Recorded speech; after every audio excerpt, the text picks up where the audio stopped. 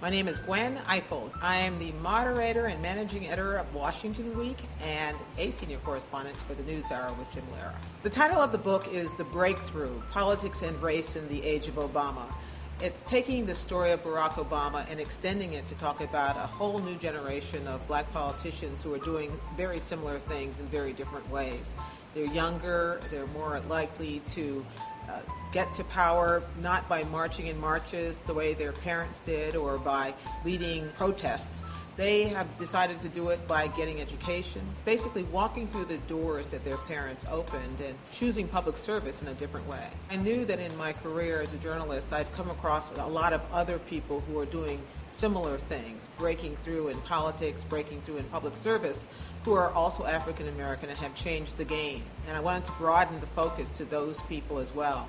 So as we talked, we came up with a way of focusing on four people. One of them would be Barack Obama, of course, but also on Governor Deval Patrick, who's the first African-American governor of Massachusetts, and at the time was the only African-American governor in the country. There are now two. But also the mayor of Newark, New Jersey, a very young man in his 30s named Cory Booker, who's very charismatic and is taking on a tough job. And also looking for another level of government, we decided to focus on a congressman, a member of Congress from Alabama named Arthur Davis. They all chose to get into politics for the most upstanding of reasons, and they all have achieved much more than their parents could have hoped.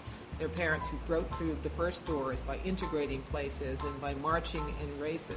This book is about a generation of people who took seriously the achievements that their parents fought for. They knew that Martin Luther King did what he did so that they could do what they're doing. And they decided to follow through. It's saying, well, if you say that I have the vote, that I will cast the vote. If you're saying that I can be judged by something other than the color of my skin, I will challenge you to do that. And they're all doing it in different ways, and as a result, I think changing politics and changing our nation.